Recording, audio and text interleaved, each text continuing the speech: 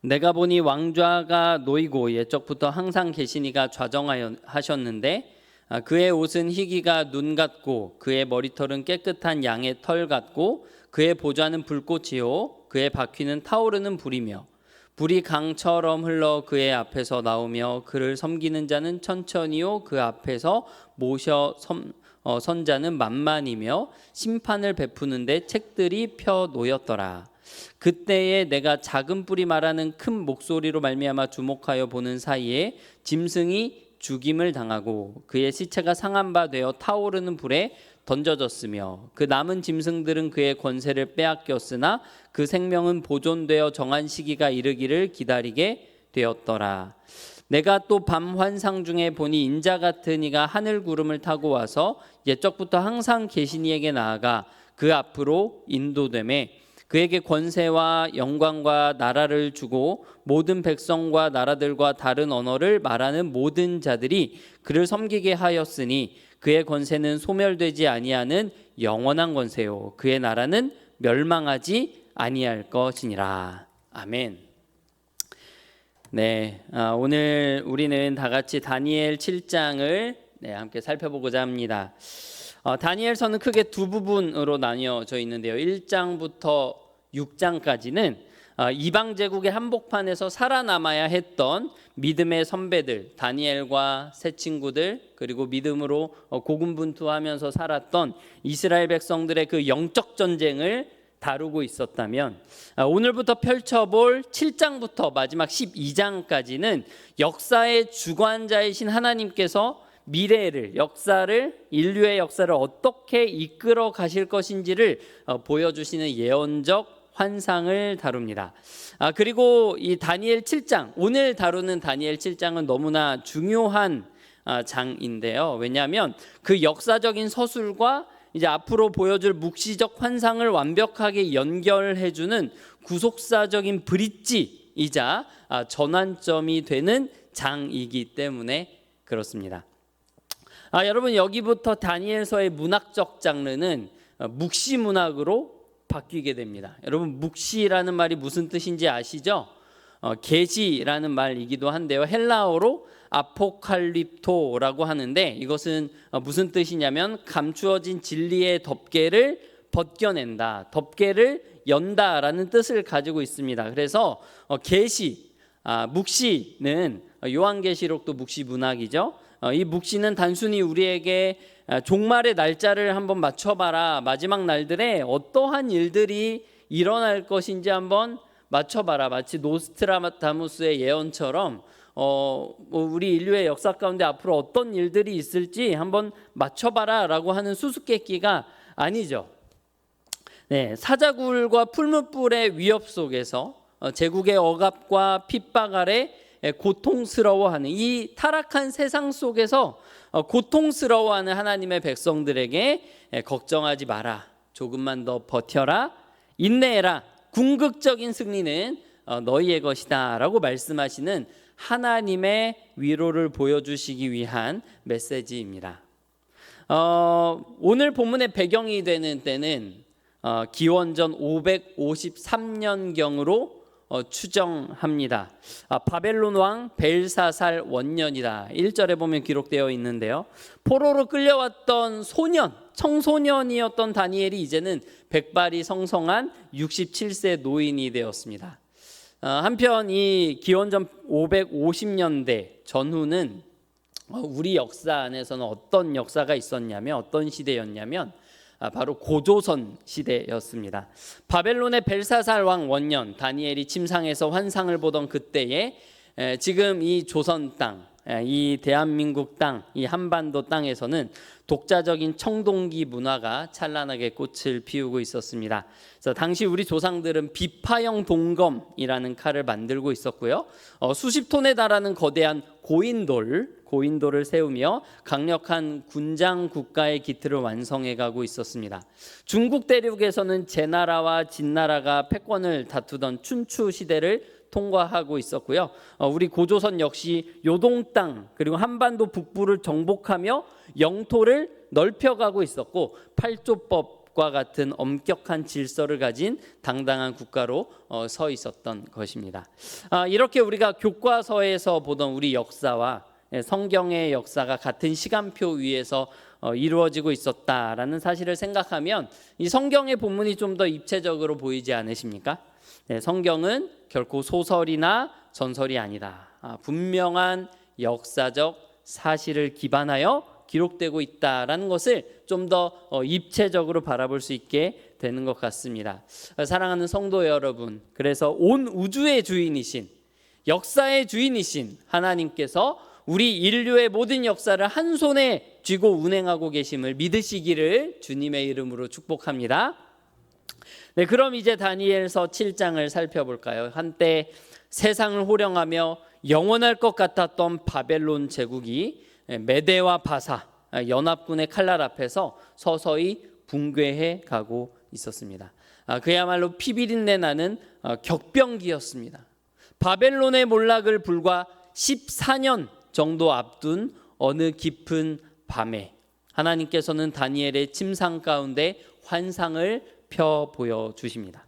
그래서 저와 함께 오늘 기원전 6세기 바벨론의 어두운 밤하늘 아래로 함께 가서 선지자 다니엘이 보았던 환상의 내용을 함께 살펴보겠습니다. 오늘 설교도 역시 세 개의 핵심 키워드를 가지고 말씀을 나누려고 하는데요. 첫째는 내 짐승 환상, 둘째는 작은 뿔, 셋째는 인자 같은 이입니다. 뭐라고요? 내 짐승 환상, 작은 뿔, 그리고 인자 같은 이 세 가지 키워드를 가지고 좀 말씀을 나눠보도록 하겠습니다. 첫 번째 키워드입니다. 내 짐승 환상. 캄캄한 밤 다니엘의 눈앞에 환상이 펼쳐졌습니다. 얼마나 무서웠을까요? 꿈이 아닙니다. 느부갓네살은 꿈을 꿨죠. 악몽을 꿨지만 다니엘은 환상을 보는 겁니다. 맨정신에 환상이 펼쳐지고 있는 겁니다. 칠흑 같은 어둠 속에서 거대한 바다가 폭풍우에 휩싸여 미친 듯이 요동치는 장면이 눈앞에 펼쳐졌습니다. 성경에서 큰 바다라고 하는 것은 상징적인 의미를 가지고 있는데요. 고대인에게 있어서 바다는 하나님을 알지 못하는 혼돈의 세상, 그리고 통제할 수 없는 세상, 악한 세력의 거처, 이런 것들을 상징합니다. 그래서 요한계시록에서도 보면 하나님을 대적하는 용이 어디에서 나오죠? 바다에서 나오죠. 성경에서 바다는 그러한 상징적인 의미를 가지고 있습니다. 그런데 여러분, 이 바다를 뒤집어 엎고 있는 힘이 무엇입니까? 우연한 기상이변이 아니죠. 2절에 보면 바로 하늘의 내 바람이다라고 기록하고 있습니다. 하늘의 내 바람, 동서남북 사방에서 불어오는 이 바람. 종교개혁자 존 칼빈은 이 내 바람을 전 세계를 뒤흔드는 하나님의 주권적이고 초자연적인 섭리다라고 해석을 했습니다. 이 바다에서 나오는 앞으로 나올 내 짐승들은 세상의 제국을 의미하는데요. 세상 제국들이 바다에서 나오되 하늘의 내 바람에 의해서 나온다라고 하는 것은 이들이 우연히 힘을 길러서 역사의 무대에 등장하는 것이 아니라는 것을 보여주는 것이죠.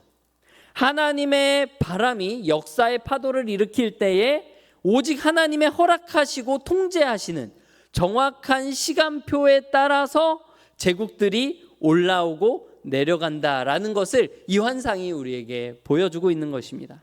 여러분, 그 요동치는 바다에서 역사 속에 순차적으로 세계의 패권을 장악할 4개의 거대한 제국을 상징하는 4마리 짐승이 기어 올라옵니다.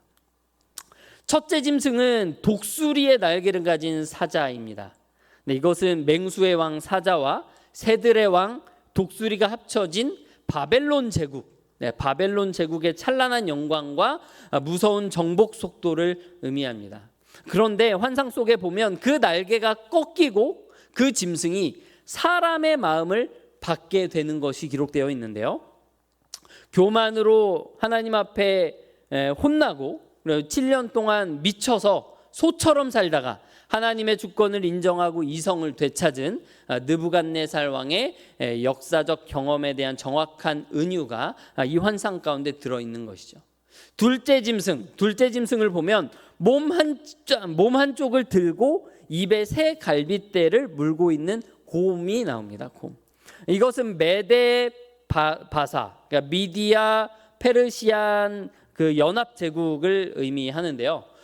바사가 권력의 우위를 점했음을 보여주는 비대칭적인 모습을 보여주고 있습니다. 입에 물고 있는 이 새 갈빗대는 그들이 잔인하게 씹어먹은 리디아와 바벨론과 애굽이라는 새 강대국을 의미합니다. 일어나서 많은 고기를 먹으라라는 음성은 이 제국이 가지고 있었던 끝없는 탐욕과 제국을 넓히고 정복할 때 보였던 무자비한 살상력을 상징한다고 합니다. 셋째 짐승은 뭐냐면 새의 날개 넷과 그리고 머리 넷을 가진 표범이 나옵니다. 여러분, 메데 바사 다음에 나오는 제국 뭔지 아시죠? 그 유명한 알렉산더 대왕의 헬라 제국, 그리스 제국입니다. 불과 10년 만에 인도까지 나아갔던, 그렇게 파죽지세로 진격했던 알렉산더의 경이로운 정복 속도가 바로 4개의 날개요, 그리고 빠른 표범이었던 것이죠. 그리고 4개의 머리는 알렉산더가 요절한 다음에 카산더, 리시마쿠스, 셀류쿠스, 프톨레마이오스라는 4명의 장군에 의해서 이 헬라 제국이 쪼개지게 된다는 것을 정확하게 예언하고 있는 것입니다. 그리고 4번째 짐승, 마지막 4번째 짐승은 앞선 세 짐승과는 차원이 다른 짐승입니다. 현실의 어떤 동물로도 형언할 수 없는, 표현할 수 없는 무섭고 놀라우며 매우 강한 짐승이다라고 기록하고 있는데요. 쇠로 된 이빨로 모든 것을 물어뜯고 발로 짓밟는 이 괴물이 상징하는 것은 바로 로마 제국이었습니다. 이전의 제국들이 문화를 융합하려 했다면 로마는 무자비한 철권 통치로 강력한 군사력으로 피정복민들을 분쇄해버린 것이죠. 하나님의 성도 여러분, 송파제일교회 성도 여러분, 세상 제국에 대한 예언은 다니엘이 본 환상이 처음이 아니었던 것을 여러분 기억하시죠? 네, 7장에 이러한 내용이 처음 나온 것이 아닙니다. 우리가 예전에 살펴보았던 다니엘 2장 역시 세상 제국에 대한 내용이었습니다. 다니엘서 2장부터 7장은 또 하나의 큰 문학 단위로서 아람어로 기록된 부분이라고 말씀드린 적이 있죠. 네, 그 문학 단위의 처음 2장과 7장 끝이 바로 이 세상 제국에 대한 예언으로 이루어져 있는 것입니다. 그런데 여러분, 묘사되는 것이 다르죠. 여러분, 어떻게 다릅니까? 인간 느부갓네살 왕의 눈에 비친 세상 제국은 어떻게 되어 있냐면 금과 은과 놋과 철로 번쩍이는 너무나도 찬란하고 웅장한 거대 신상이었습니다. 그러니까 인본주의적 관점에서, 사람의 관점에서 인간은 언제나 자신들의 문명과 경제력과 군사력을 화려하게 포장하면서 스스로 영원할 것이라고 착각하는 것이죠. 아주 큰 신상이라고 착각하는 것입니다. 스스로가 하나님이라고 착각하는 것입니다. 그렇죠. 모든 제국이, 모든 나라가 자신들만의 영웅 서사를 만들어서 스스로 위대한 나라라고, 스스로 위대한 민족이라고 자처하지 않습니까? 여러분, 모든 문명이 그렇습니다. 여러분, 우리 민족도 그렇지 않습니까? 우리 민족도 위대한 서사들이 있습니다. 그렇죠? 단군 신화를 우리는 만들어냄으로써 우리가 스스로 하늘에서 온 민족이라고 스스로를 높이지 않습니까? 네, 사람은 자기의 역사를 늘 그렇게 미화시키고 꾸며냄으로써 스스로 영광을 취하는 죄성을 가지고 있습니다. 여러분, 이러한 인간의 이러한 죄성을 가지고 있다는 것을 우리가 알고 우리는 그렇지 않도록 주님께 자비를 구하면 좋겠습니다. 주님께서 우리에게 자비를 베풀어 주셔서 스스로를 높이는 일이 우리 안에 일어나지 않도록 함께 기도했으면 좋겠습니다. 여러분, 우리 송파제일교회, 너무나 사랑하는 송파제일교회의 이른바 위대한 서사를 우리가 버릴 수 있기를 축원합니다. 주께서 행하셨던 아름다운 과거의 일에 대한 추억과 감사는 우리가 간직하지만, 그래서 하나님께 감사를 올려드리지만, 그렇기 때문에 우리가 마치 위대하다는 식으로, 그렇기 때문에 송파제일교회가 다른 교회들에 비해서 뭔가 더 차별성을 갖는다는 식으로, 그런 식으로 우리 자신을 높이고 우리를 포장해서는 안 된다라는 것입니다. 여러분, 오직 영광 받으실 분은 하나님 한 분뿐이심을 믿으십니까? 우리 송파제일교회를 통해서 오직 하나님만 영광 받으시기를 간절히 기도하고 축원합니다. 자, 그 사람 눈에 위대해 보이는 제국, 그 덮개를 확 벗겨내 보니까 다니엘 7장에서 보니까 하나님의 눈으로 보시는 세상 제국들은 어떤 모양입니까?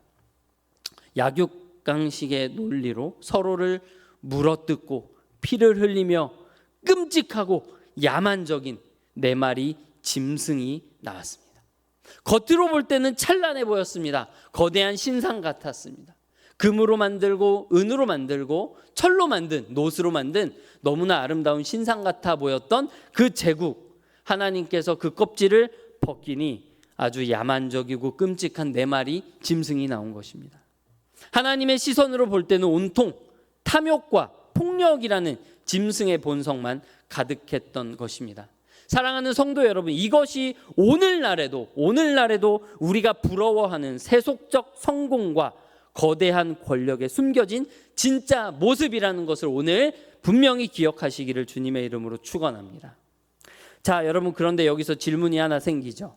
넷째 짐승인 로마 제국은 서로마 제국이 476년에 멸망했고요. 동로마 제국이 1453년에 멸망했습니다. 자, 그렇다면 로마 멸망 이후의 역사에 대해서는 하나님께서 왜 계시하지 않으셨을까? 여러분, 궁금하지 않으십니까? 저는 그런 질문을 해왔습니다. 하나님께서 모르실 리가 없으실 텐데요. 영원한 현재를 사시는 하나님께서 인류의 모든 역사를 모르지 않으셨을 텐데 왜 다니엘에게 주시는 환상 가운데에는 로마 제국이 끝이었을까요? 노스트라다무스처럼 세상에 유명한 여러 예언가들처럼 세상의 종말까지 다 예언해 주셨다면 참 좋지 않았을까요? 여러분, 그런 생각 해본 적 없으십니까? 우리가 세계 역사를 살펴보면 로마 제국 이후에도 어마어마한 제국들이 줄을 이었습니다. 7세기에 등장해서 지중해를 장악한 이슬람 제국, 13세기까지 세상을 호령했던 이슬람 제국이 있습니다. 동아시아의 중심이었던 당 제국이 있습니다. 당나라. 13세기에는 태평양부터 동유럽까지 역사상 가장 넓은 영토를 정복했던 몽골 제국이 있었습니다. 그리고 이후에는 오스만 제국, 그리고 청나라가 세상을 호령했죠. 19세기에는 전 세계 식민지를 건설해서 해가 지지 않는 나라다라고 불렸던 대영 제국이 있었고요. 오늘날에는 미국과 같은 천조국이라는 별명을 가진 초강대국이 세상을 마치 지배하는 것처럼 떵떵거리면서 있습니다.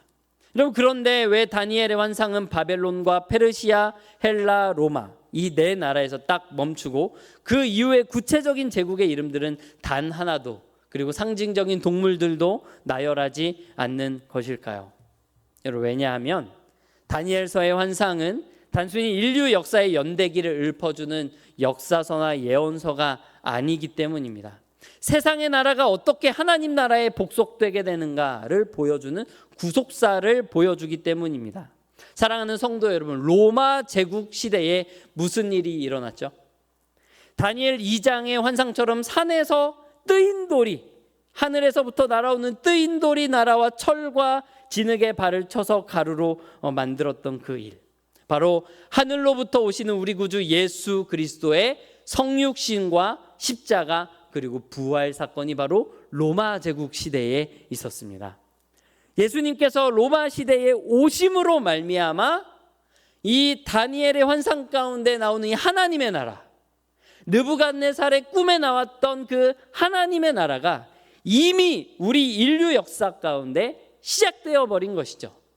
승천하신 예수님께서는 지금 하나님 우편에 앉아서 만물을 다스리고 계십니다. 지금 이 순간에 우리 예수님께서 만물을 다스리고 계심을 믿으십니까? 그러니 로마 시대 이후의 역사는 사실 더 이상 제국들의 시대가 아니라는 거예요. 왕이신 그리스도께서 통치하시는 교회의 시대로 전환되었다라는 것을 이 환상이 보여주고 있는 것입니다. 역사의 중심은 이제 더 이상 제국이 아니라 뭐라고요? 교회입니다. 여러분, 옆에 사람과 한번 인사를 나눠볼까요? 당신이 역사의 중심입니다.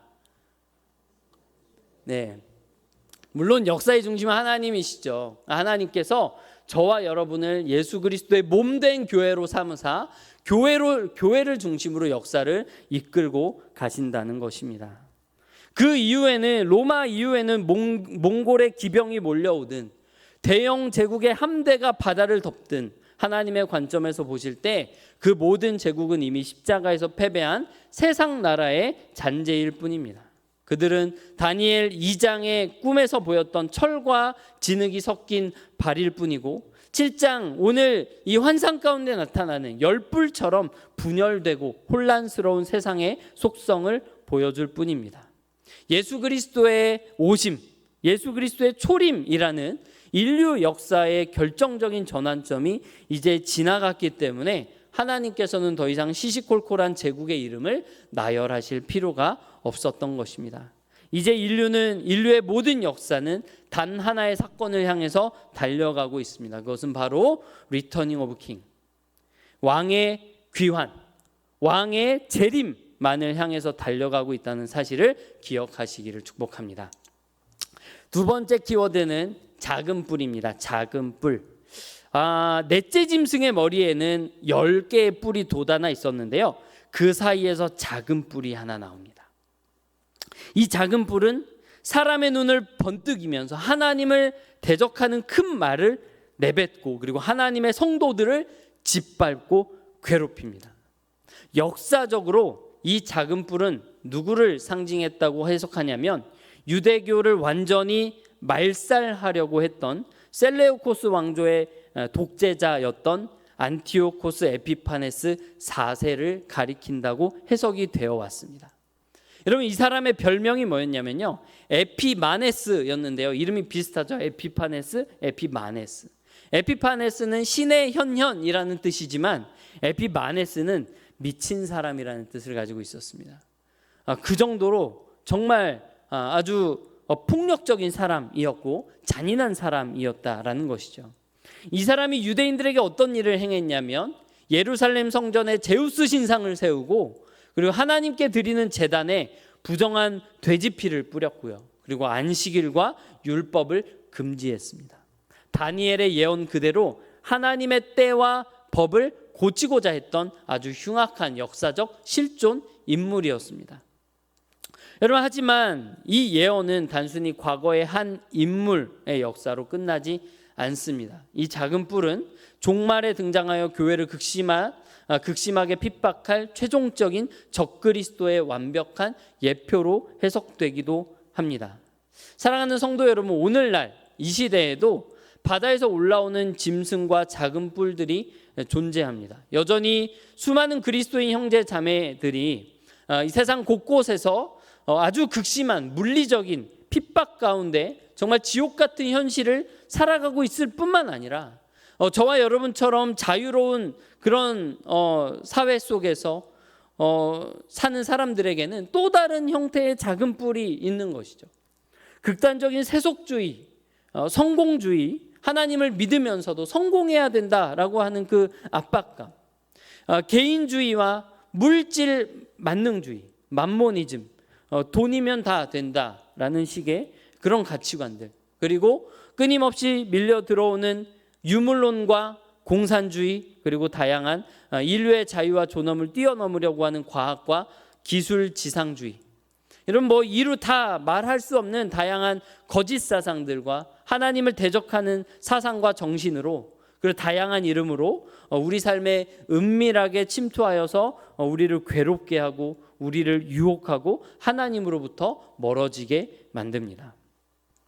적그리스도가 누구냐라고 하는 것은 사실 그렇게 중요한 문제는 아닌 것 같습니다. 중요한 것은 우리가 인내해야 된다라는 것이죠. 작은 뿔이 때와 법을 고치고자 했던 것처럼 현대 세속주의는 생물학적 성과 생명의 윤리를 사람 마음대로 해체하려고 하고요. 하나님의 절대적인 우주 질서를 인간의 편의대로 다시 정의하려고 합니다. 인간 스스로 신이 되려고 하는 정신은 느부갓네살 왕 때뿐만 아니라, 그리고 그 옛날 창세기 11장의 신할 땅에서뿐만 아니라 지금 이 시대에도 21세기에도 여전히 바벨론 우상으로 우리 안에 들어와 있다는 것을 우리는 부인할 수 없습니다. 여러분, 이 거대한 세상의 유혹과 핍박 속에서 화려해 보이고 높아 보이는 세속 문화와 비교해 볼 때에 교회와 성도들은 아주 작아 보이고 어떻게 보면 패배한 것처럼 보이기도 합니다. 다니엘의 환상을 보면 성도들은 한 때와 두 때 그리고 반 때 동안 이 작은 뿔의 손에 넘겨져서 극심한 환난을 당하게 됩니다. 그래서 이 환난이 얼마나 극심한 환난인지 이 환상을 본 다니엘이 오늘 7장 마지막에 보니까 다니엘의 중심에 번민하고 얼굴빛이 변하였다라고 기록하고 있습니다. 그러나 여러분, 절망하지 마십시오. 여러분, 한 때와 두 때, 반 때를 다 더하면 얼마입니까? 1 더하기 2 더하기 0.5는 몇이죠? 3.5. 네, 3.5입니다. 성경에서 7이라고 하는 숫자는 하나님의 완전과 영원, 완전수를 의미하죠. 그런데 3.5입니다. 절반이라는 것이죠. 여러분, 절반, 3.5라는 것은 무엇을 의미하겠습니까? 환난이 아무리 무섭고 핍박이 극심해 보여도 악의 권세는 영원한 7에 도달할 수 없는 절반에 불과한, 하나님에 의해서 완전히 통제되고 있고 제한된 불완전한 시간이라는 것을 의미합니다. 하나님은 악이 그 더러운 본성을 완전히 드러내어서 최종 심판의 정당성을 입증하도록 잠시 허락하시지만 결코 악이 하나님의 성도들 위해 영원히 군림하도록 방치하지 않으신다라는 것입니다. 3.5라고 하는 제한된 기간은 지금 이 순간에도 영적 전투 속에서 상처 입고 눈물 흘리는 성도들에게 조금만 더 인내하거라, 홀드온, 조금만 더 인내하거라, 악의 시간은 통제되고 있고 반드시 끝이 있을 것이며 너희는 위로받을 것이다 라고 말씀하시는 하나님의 위로의 메시지인 것입니다. 사랑하는 성도 여러분, 그러니 우리 28절의 다니엘을 본받읍시다. 다니엘. 네, 같이 한번 읽어볼까요? 시작. 내가 이 일을 마음에 간직하였느니라. 아멘. 마리아도 천사가 와서, 가브리엘이 와서 계시를 나타냈을 때에 그 말을 마음에 간직했다라고 했잖아요. 같은 의미입니다. 내가 이 일을 마음에 간직하였느니라. 이러한 일들이, 그러니까 하나님의 성도들이 극심한 환난 가운데 내놓음을 당하는 그러한 일들이, 그 끔찍한 일들이 왜 일어나야 하는지, 왜 그러한 일들을 하나님께서 허용하시는지 다니엘은 다 알 수 없고 이해되지 않지만, 그리고 현실은 너무나 고달프겠지만 하나님의 약속이 반드시 성취될 것이며 그 안에조차 성도들의 그 환난 가운데에도 그 환난조차도 하나님의 선하신 뜻 가운데 있다라고 하는 것을 믿으며 인내하는 태도입니다. 내가 이 일을 마음에 간직하였느니라. 하나님 앞에 대든 것이 아니라, 하나님 왜 이렇게 하십니까? 라고 하나님께 대항하는 것이 아니라 마음에 간직하였습니다. 오늘 다니엘 7장의 이 환상 내용을 저와 여러분의 마음에 간직될 수 있기를 주님의 이름으로 축원합니다. 세 번째 키워드입니다. 인자 같은 이. 땅에서는 짐승들이 포효하고 성도들의 피바람이 불고 있습니다. 그러나 선지자 다니엘의 시선은 땅에서 하늘로 향하는 바로 그 순간 환상의 분위기는 완벽히 바뀝니다. 완벽한 평온과 압도적인 장엄함으로 뒤바뀌게 됩니다. 여러분, 우리의 마음이 사로잡혀야 하는 곳은 바로 이곳입니다. 제국을 보며, 세상을 보며 두려워 떠는 것이 아니라 우리의 시선이 하늘에 고정되어야 한다라는 것이죠. 여러분, 하늘의 법정이 열립니다. 그 중앙 보좌에는 옛적부터 항상 계시니가 앉아 계십니다. 그러니까 성부 하나님께서 앉아 계십니다. 옛적부터 항상 계신 이는 옛날 날들의 하나님이라는 뜻입니다. 모든 날들의 하나님이라는 뜻입니다. 하나님에게는 시간이 적용되지 않는다 라는 의미입니다. 하나님께서 시간을 창조하신 것이죠. 불꽃 같은 보좌 위에서 눈처럼 희고 순결한 옷을 입으시고 깨끗한 양털 같은 머리털을 휘날리시며 절대적인 순결과 영원한 거룩을 뿜어내고 계십니다. 수천 수만의 천군 천사들이 호위하는 가운데 역사의 모든 것을 기록한 심판의 책들이 펼쳐집니다. 여러분, 이것이 무엇을 선포하는 것입니까? 짐승들이 땅에서 아무리 무소불위의 권력을 휘두르고 작은 뿔이 기고만장하여 하나님을 욕한다 할지라도 진정한 주권, 진정한 권력은 로마의 원로원이나 제국의 왕좌에 있지 않다는 것입니다. 오늘날로 따지면 G2, G5, G7, G12에 있지 않다라는 것입니다. 진정하고 영원한 통치권은 오직 하늘 보좌에 있는 것입니다. 세상 역사가 짐승의 쇠이빨에 짓밟히고 정치적인 혼돈이 미친 듯이 몰아쳐도 하늘 법정의 보좌는 단한치의 흔들림이 없는 것입니다. 모든 악의 활동조차 하나님의 철저한 통제와 섭리 아래서만 작동한다라는 것입니다. 여러분, 이것이 우리가 믿는 하나님의 절대 주권입니다.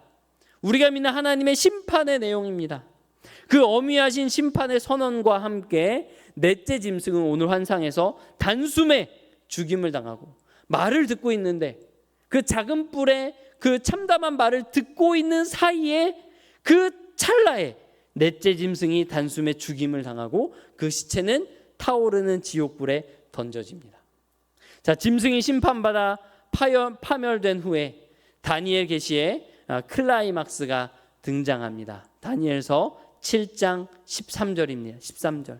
내가 밤 환상 중에 보니 인자 같은 이가 하늘 구름을 타고 와서 옛적부터 항상 계신 이에게 나아가 그 앞으로 인도되매. 아멘. 여러분, 이것은 어떤 신학자들은 마지막 날에 예수님께서 구름 타고 오실 것을 예언하는 것이라고 이야기를 합니다. 그리고 종교개혁자 존 칼빈은 승천이라고 해석을 합니다. 예수님께서 구름 타고 올라가셔서 하나님 보좌 우편에 앉으사 교회를 통해서 온 세상을 통치하시는 이 교회 시대를 의미하는 것이라고 이야기하기도 합니다. 짐승의 시대를 종식시키러 온 분은 또 다른 강력한 짐승이 아니라 아람어로는 바르 에나쉬, 직역하면 사람의 아들 인자입니다. 창세기 에덴 동산에서 하나님은 원래 인간을 하나님의 형상으로 지으시고 모든 짐승을, 모든 만물을 다스릴 권세를 위임하셨습니다. 그러나 아담이 타락한 이후에 짐승들을 다스려야 할 인간이 도리어 세상 제국이라는 짐승의 폭력 아래 찢기게 되는 그런 비극적인 비참한 상태로 전락하고 말았습니다. 여러분, 이 비참함에서 우리를 건질 자 누구입니까? 바로 예수 그리스도입니다. 이제 잔인한 짐승들과 완벽하게 대조되는 인자 같으니 참되고 온전한 인간성을 가진 바르 에나쉬 인자가 나타나서 타락한 역사의 창조 질서를 온전히 회복하십니다. 첫 번째 아담이 잃어버렸던 그 합법적인 통치권이 마지막 아담으로 오신 메시아에게 영원한 권세로 수여되는 이 위대한 대관식이 바로 다니엘 7장의 하늘 법정 선언입니다. 또한 이제 인자와 함께 연합된 자들은 참된 인간성을 그 안에서 회복하게 되는데, 전도서에서 말하는 것처럼 여러분, 참된 인간은 어떠한 인간이죠? 하나님을 경외하고 그의 명령들을 지킬지어다. 이것이 모든 사람의 본분이니라. 이것이 인간의 총화니라. 이것이야말로 인간이다 라고 전도서가 우리에게 말해주고 있잖아요.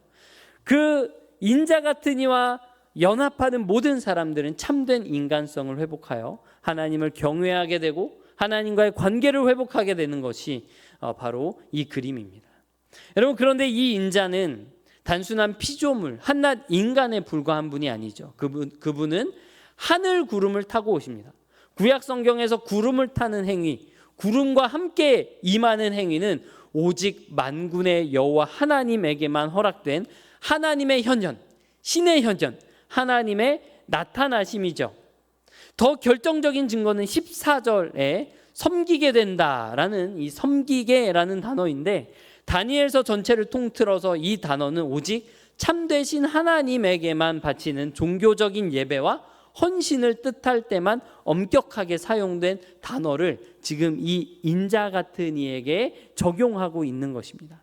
그러니까 여러분, 이 인자 같은 이는 완벽한 인성, 인간의 본성을 입으셨지만 또 성부 하나님과 본질적으로 동일한 신성을 지니시고 예배 받기에 합당하신 제2위 성자 하나님, 바로 예수 그리스도를 뜻하는 것입니다.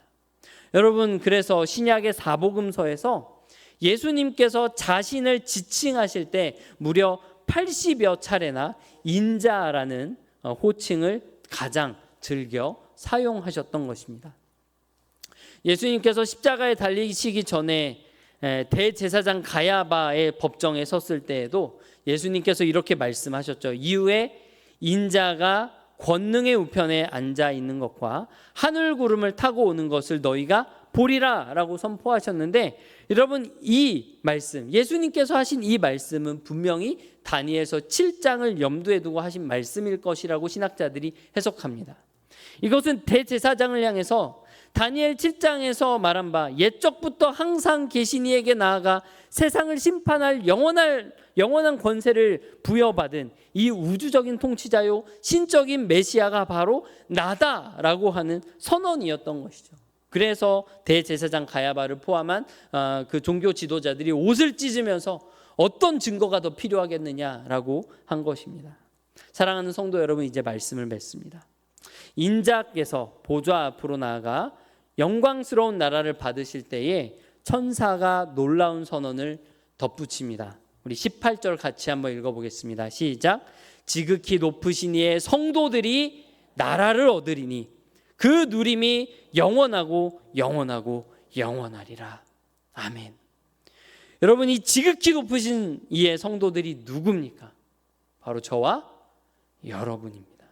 인자가 쟁취하신 영광스러운 승리의 나라는 예수 그리스도께서 단독으로 소유하시는 것이 아닙니다. 그분의 몸된 교회, 바로 상처 입고 이 세상에서 눈물 흘리며 믿음을 지켜낸, 인내해낸 우리 성도들에게 주어지는 영원한 기업이며 유업입니다. 머리 되신 예수 그리스도의 승리가 곧 우리의 승리인 것입니다. 이 놀라운 승리는 예수 그리스도의 십자가 죽음과 부활로 이미 결정적으로 성취되기 시작했습니다. 그러나 우리는 아직 짐승의 잔재가 활동하는 이 역사 속을 통과하고 있습니다. Already but not yet. 우리 시대의 짐승은 아까 말씀드린 다양한 세속의 사상과 하나님을 대적하는 정신, 문화로 우리를 유혹하고 핍박합니다. 그 안에서 우리는 마치 작은 뿔이 승리하는 것 같은 절망감을 느낄 때도 있습니다. 여러분, 그래서 첫 번째로 분별하시기를 바랍니다. 인간이 쌓아 올린 짐승의 제국과 세속적인 유혹에 압도당하지 마시기를 축복합니다. 두 번째, 여러분 기억하시기 바랍니다. 하늘 법정의 재판은 이미 끝났습니다. 짐승의 권세는 영원한 불에 던져지게 될 것입니다. 그리고 세 번째, 여러분 승리하십시오. 영원한 나라의 상속자다운 명예와 거룩함으로 저항하며 믿음의 걸음을 하루하루 내딛으시기를 주님의 이름으로 축복합니다. 여러분, 요동치는 바다를 두려워하지 마십시오. 오늘 설교 초반에 말씀드렸던 것처럼 그 바다를 완벽하게 통제하고 계신 분이 하나님이심을 믿으며 믿음으로 나아가시기를 축복합니다. 저와 여러분 등 뒤에 오늘 본문에서 말하고 있는 이 수만의 천군 천사와 영원한 인자의 권세가 함께 하십니다. 이 찬란한 승리를 가슴에 품고 오늘도 믿음의 걸음을 내딛는 저와 여러분 되시기를 주님의 이름으로 축원합니다.